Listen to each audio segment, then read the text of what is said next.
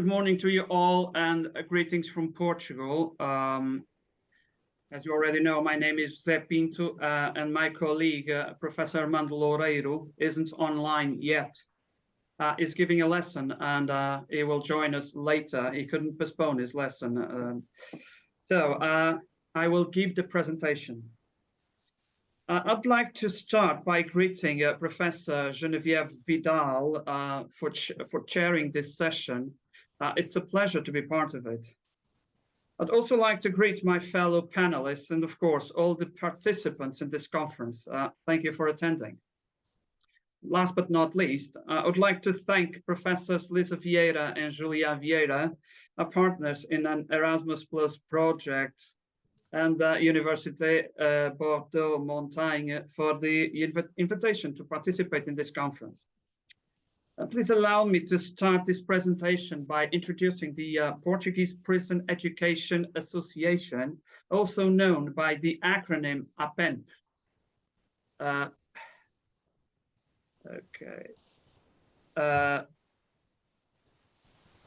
My colleague Armando Loureiro and I represent APEnP.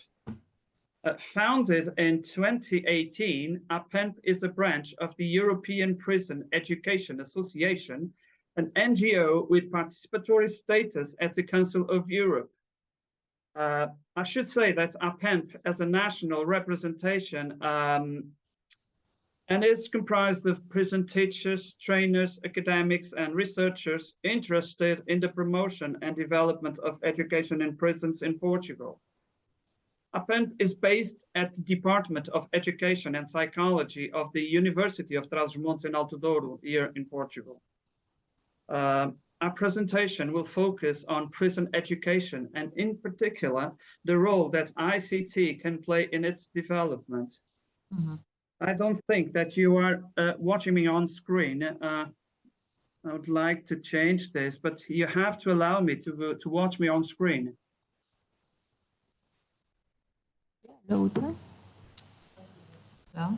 Otherwise, I will continue my presentation.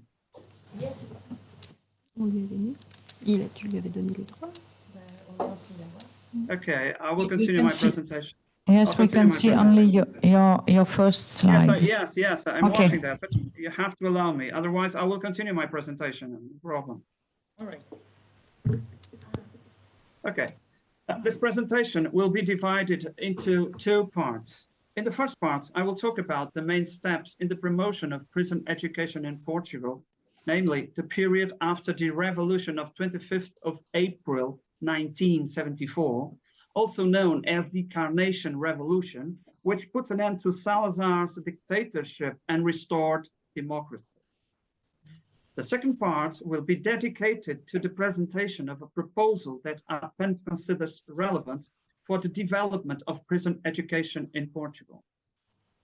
The first part, prison education in Portugal after 1974.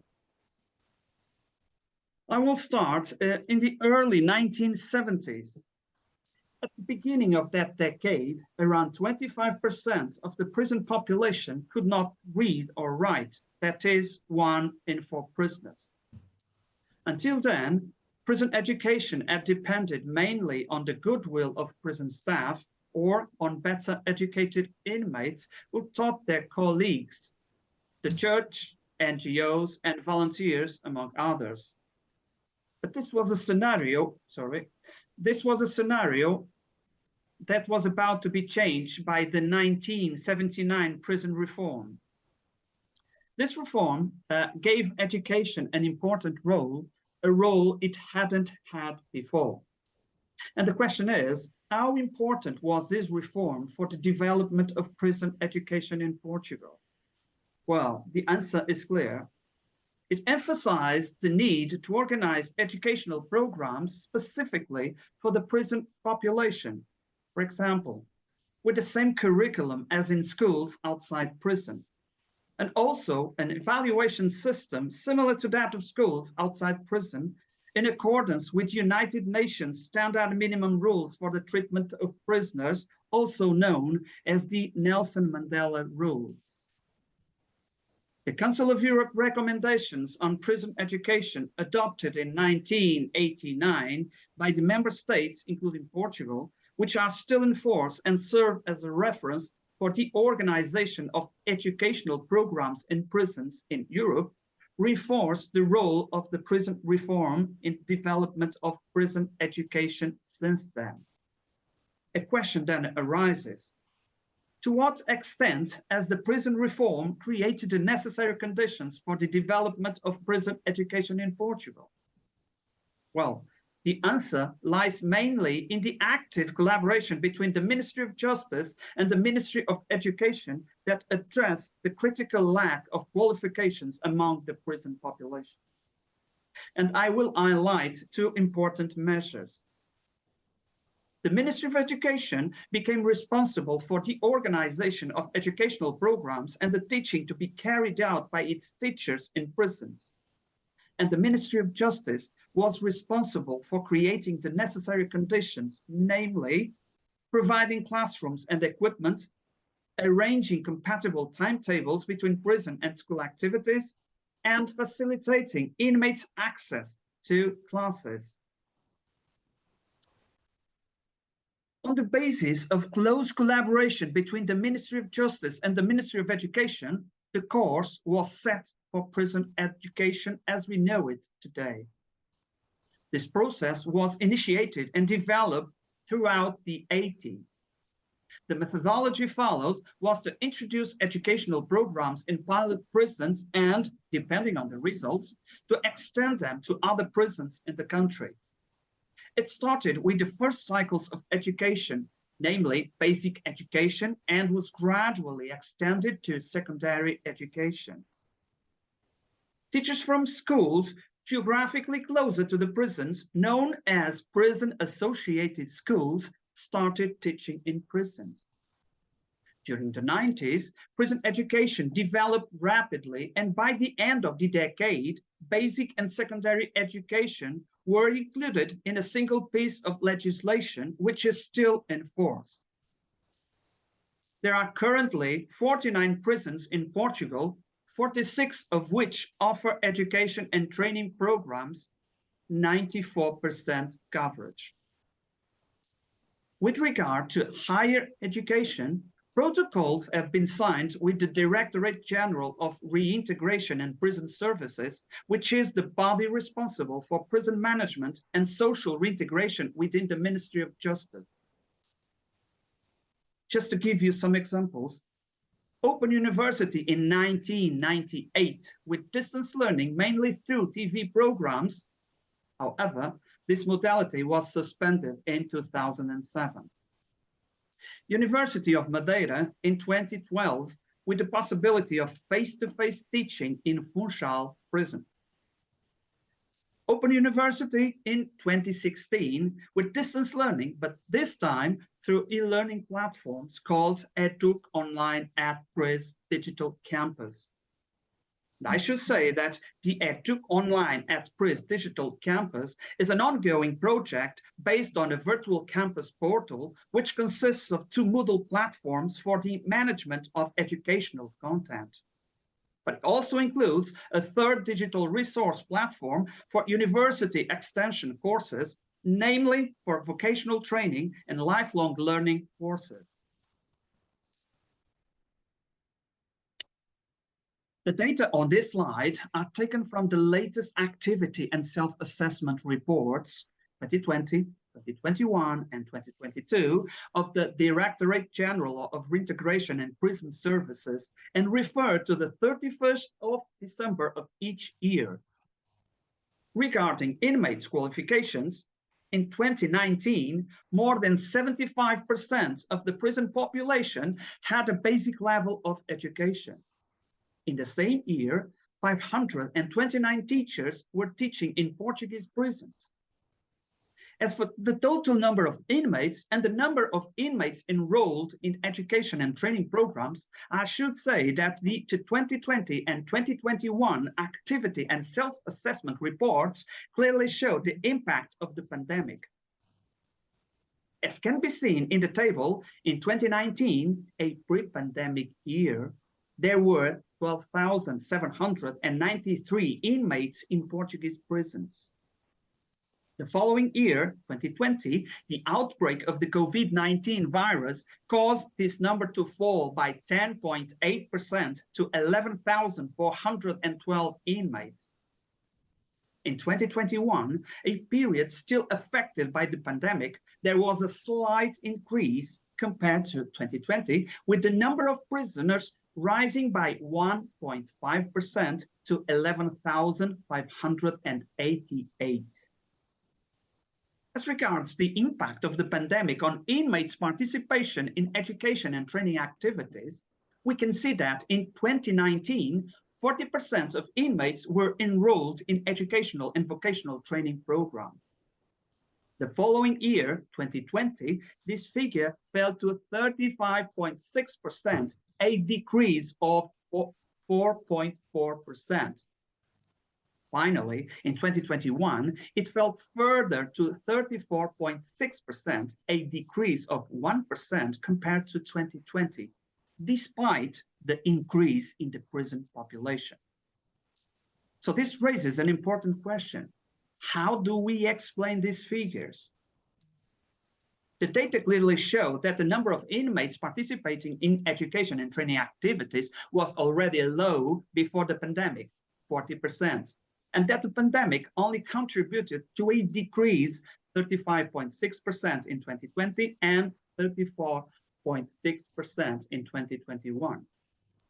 With regard to the latter, I mean 2020 and 2021, some conclusions can be drawn, and they are: the health security measures taken by the prison administration to prevent the spread of COVID-19 led to the suspension of classes on several occasions, which discouraged inmates from participating in education and training activities. Another conclusion that can be drawn is the shift from face-to-face learning to asynchronous paper-based distance learning, which also contributed to a decline in inmate participation. And these are some of the findings of a study conducted by APEnP in 2020, which I will refer to later in this presentation, and which specifically analyzed the impact of the pandemic on prison education in Portugal. And now the second part. As I already mentioned, it will be dedicated to the presentation of a proposal that we consider relevant for the development of prison education in Portugal.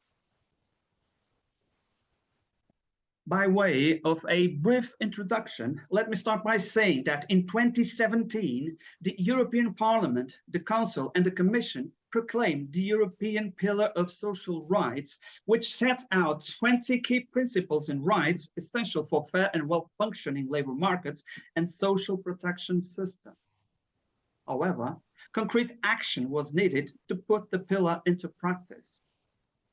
So, in 2021, at the Porto Social Summit, organized by the Portuguese presidency of the European Union, the European Commission adopted the European Pillar of Social Rights Action Plan, which sets 3 European Union level targets to be achieved by 2030.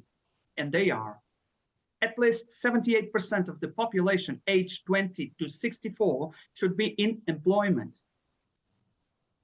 A reduction of at least 15 million in the number of people at risk of poverty or social exclusion.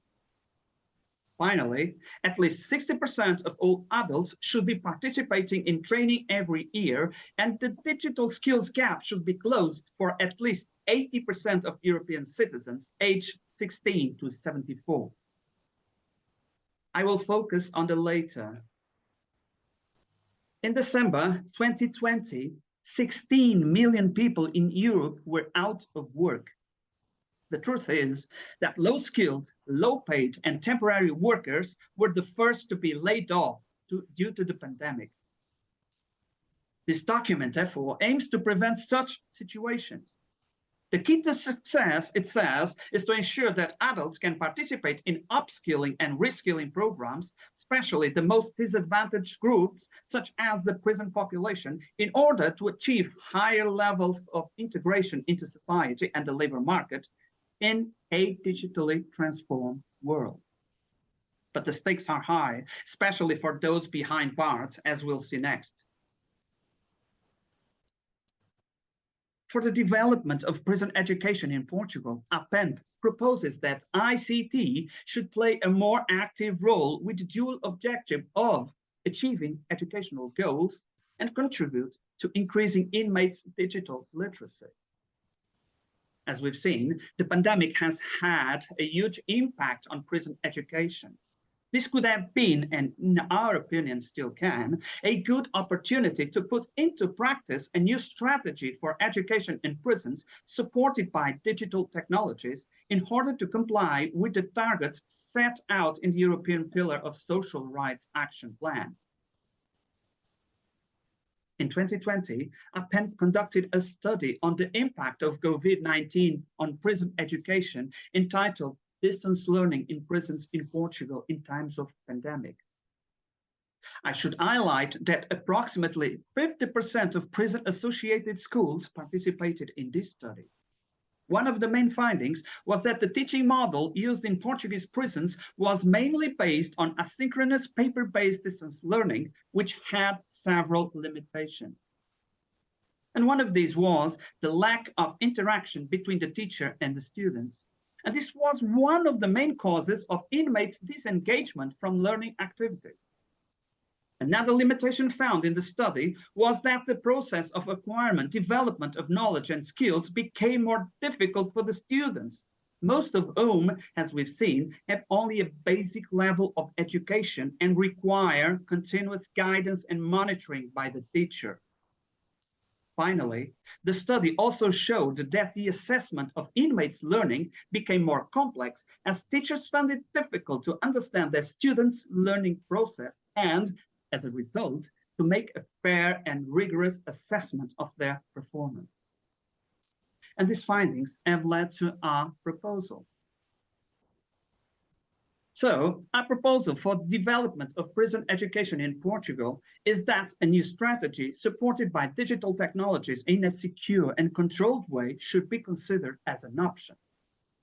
I should emphasize that this proposal is based on several studies and projects developed in prisons, which are benchmarks in this field.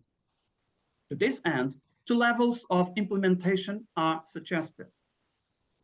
In terms of educational content, during education and training activities, students should be able to access learning materials available on a pre-selected digital educational platform.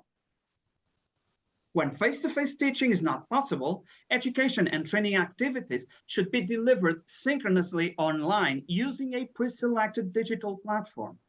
I should say that only access to teaching and learning content available on this platform will be allowed.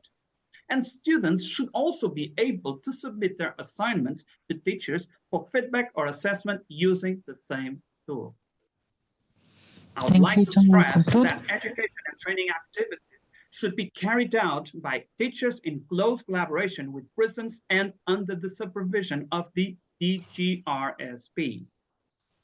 Therefore, considering that prison-associated schools and their teachers have not only the necessary experience, but also the know-how gained from more than 4 decades of teaching in prisons, we believe that teachers should be able to carry out this task.